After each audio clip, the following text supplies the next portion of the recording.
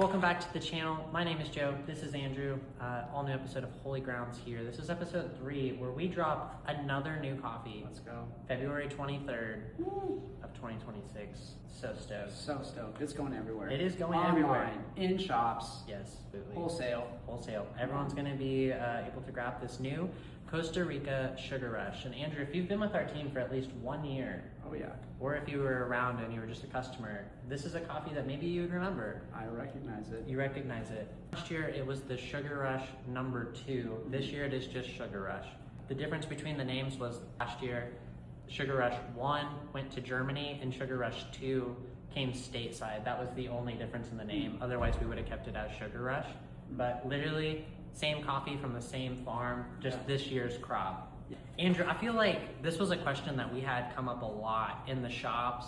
I had a lot of it on the wholesale side of house as well. I'm a little confused. Why does it say Sugar Rush, but then the actual processing method is honey? Can you explain that? Yeah, absolutely. I think this is one that we got in shops a lot. And people honestly might have had a slight aversion to it because when they drink black coffee, they don't want it sweet. They don't want any kind of flavor in the coffee. And you might hear that, is that coffee flavored? Yeah. And we always say, well, it's naturally flavored. That's what the tasty notes are. Those are the things, the nuances of the coffee. But you can definitively say our coffee's unflavored. The process is just how they're taking the coffee cherry off of the coffee beans.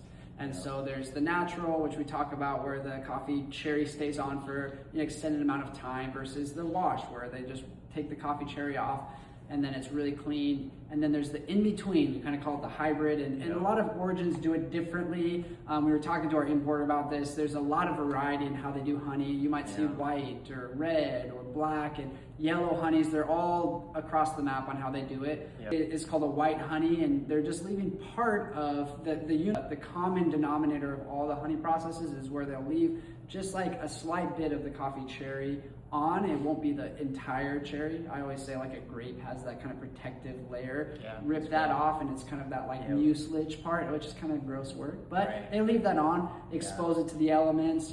Sometimes it has to do with how they heat the coffee as it dries out or anything like that. But it's kind of a hybrid in between. You can kind of get some fermenty flavors in it, things like that. But this one, really, actually what we get out of it is kind of like a brightness, an orange. We get a little bit of chocolate, which comes from that, what we identified as a French silk pie tasting note.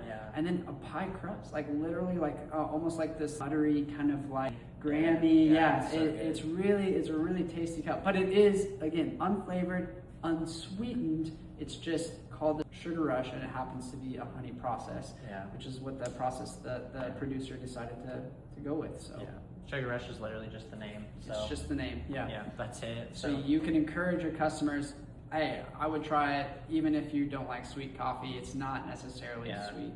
So this is a coffee that I would say a chocolate chip cookie with, or a brownie. One of our brownies would be so good to pair with this. Or if you're at home and you want to whip up yourself some chocolate pudding. Wow. Chocolate pudding with this coffee? Yes, please. Yes and amen. Yes, that's good. So I think this is a coffee that a lot of people were super stoked about last year. We had it on air pot, and that was probably, in my opinion, the best way to prepare this coffee.